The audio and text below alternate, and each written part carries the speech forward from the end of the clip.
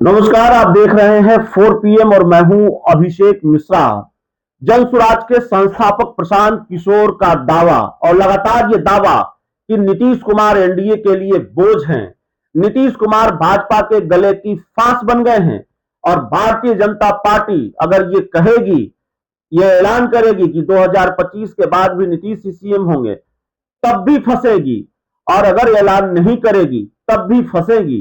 और नीतीश के नाम का ऐलान नहीं करेगी तो नीतीश कुमार झटका दे देंगे, नीतीश कुमार खेल कर देंगे। और ऐलान करेगी कि नीतीश कुमार ही सीएम होंगे तो नीतीश कुमार को लेकर जो एंटी इनकम्बेंसी फैक्टर है वो एनडीए को नुकसान पहुंचाएगा, भारतीय जनता पार्टी को नुकसान पहुंचाएगा। प्रशांत किशोर के इस दावे पर हम बात करेंगे। हमारे साथ जेडीयू नेता राजेश तिवारी साहब हैं। राजेश तिवारी साहब, क्यों बोझ हो गए नीतीश कुमार? प्रशांत किशोर कह रहे हैं बोझ हो गए हैं एनडीए के लिए, और मोदी शाह अगर उनके नाम का ऐलान कर दे, खुलकर ये कह दे कि नीतीश कुमार ही सीएम होंगे 2025 के बाद, तब तो जन स्वराज का काम ही आसान हो जाएगा। अरे किसकी बातें को आप कह रहे हैं? और उनका दावा का क्या है? याद है ना, यही आप वेटनरी ग्राउंड में क्या दावा किए थे कि 2025 का क्यों इंतजार कर रहे हैं, 24 में ही निपटा दें। अरे प्रशांत किशोर जी, देखिए, एक नंबर के सिर्फ और फेक टाइप के भाषा बोलते हैं और फेक राजनीति करते हैं। राजनीति तो राजनीतिक व्यापारी हैं।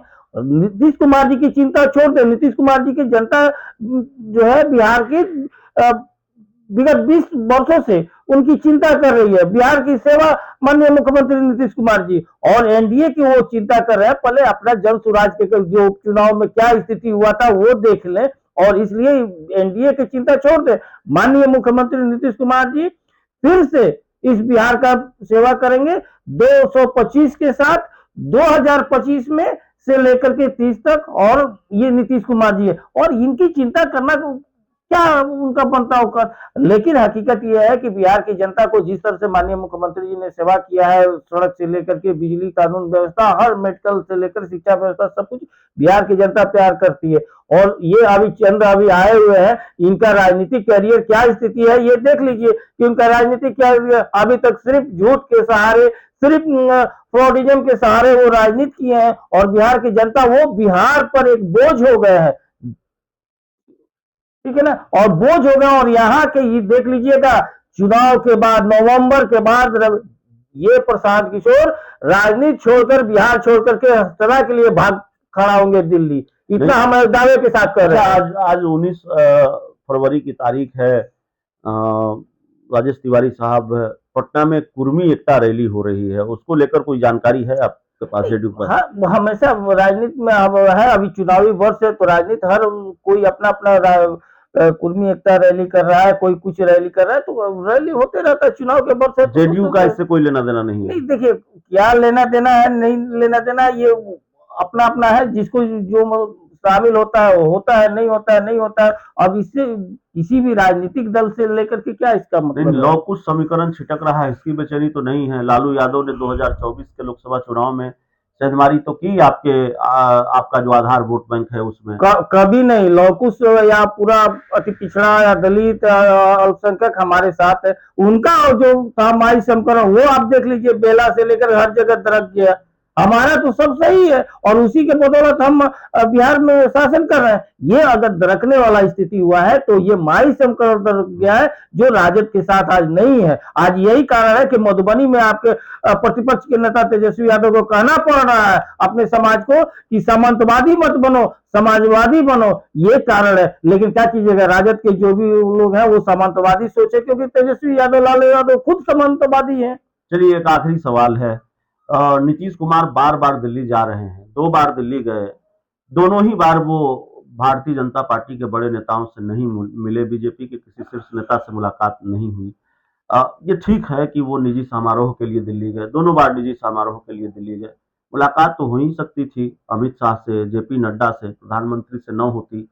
बीजेपी के शीर्ष नेताओं से इतनी दूरी क्यों नीतीश कुमार की? देखिए, नहीं, एक सवाल इसलिए भी है राजेश तिवारी साहब की बीजेपी के बड़े नेता भी बिहार आ रहे हैं। शिवराज सिंह चौहान बिहार आए तो नीतीश कुमार से उनकी कोई मुलाकात नहीं हुई।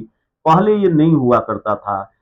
ये एक तरह से जो परंपरा रही है वो टूटी है। तो एनडीए में ऑल इज वेल के संकेत तो नहीं मिल रहे हैं। एकदम ऑल इन और एनडीए में ही है आपका, जितना एनडीए में आपका जिला स्तर से पार्टी के अध्यक्ष कार्यक्रम कर रहा है। अभी देखिए सभी सांसद विधायक जो भी जनप्रतिनिधि है, हर जिले के जनप्रतिनिधि के साथ बैठक, पूरे पांचों दल का बैठक हो रहा है। तो हमारे पार्टी में ऑल इज वेल है। और रह गई बात है माननीय मुख्यमंत्री जी के, तो आप जान रहे हैं कि वो निजी कार्यक्रम में गए हुए थे और उनका पहले से प्रोग्राम फिक्स था। वो चले, जब समय होगा, जब वैसा होगा तो हमेशा बातचीत होगा। हर दोनों पार्टी एक साथ हमेशा हर कार्यक्रम में हो रहा है, यहाँ तक कि पांचों पार्टी। इसलिए इस तरह के ये सब गठबंधन, आप महागठबंधन का सवाल कीजिए कि भाई महागठबंधन में आप जो सवाल क्यों नहीं हो रहा है, महागठबंधन का क्यों करें?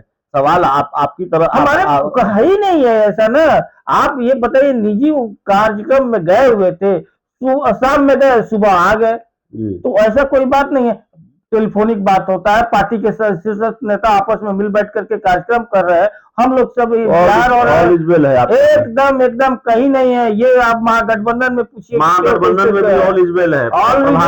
प्रभारी बदल दिए गए हैं, सीट को लेकर भी कोई मारामारी नहीं है। यही तो बात है। आज आप देखिए यहाँ के प्रिंट मीडिया के, आप देखिए दिल्ली से न्यूज है कि कांग्रेस सर्वे कराई है, कांग्रेस सर्वे कराई है, और कांग्रेस सर्वे कराई है, उसमें ये कहा है कि अब हम लोग वो सीट लेंगे जो जीतने वाला सीट होगा। बिल्कुल जीतने नहीं, तो सर्वे के क्या है, आधिकारिक बयान है कांग्रेस का, भाई हमको 85 दीजिए 70 की जगह, लेकिन फटा हुआ नोट नहीं चलेगा। अरे भैया, तो इसका मतलब आपको 70 वही मिल रहा था, आप 70 लायक नहीं है जीतने लायक।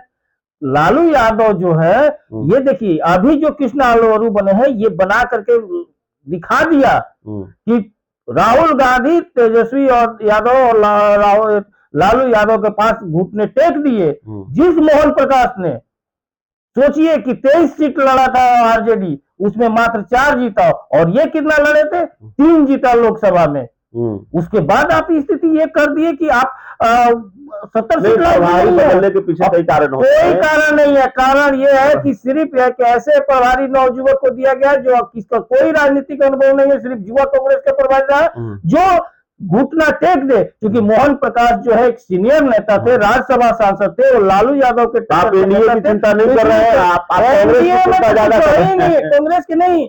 कांग्रेस जिस वर्ष से अपने आप को समर्पण कर दिया है, प्रकोष्ठ के रूप में स्थापित हो गया है, ये दिखा दिया कि प्रदेश कांग्रेस जो है बिक चुका है आरजेडी के पास। चलिए, तो आरोप कांग्रेस पर भी है। तो जेडीयू के नेता राजेश तिवारी साहब थे, और इंडिया गठबंधन में ऑल इज वेल है, माफ कीजिएगा एनडीए में ऑल इज वेल है, इनका दावा है, और एनडीए की चिंता इनको कम है, कांग्रेस की चिंता ज्यादा है। इस पूरी रिपोर्ट में इतना ही। बहुत बहुत धन्यवाद।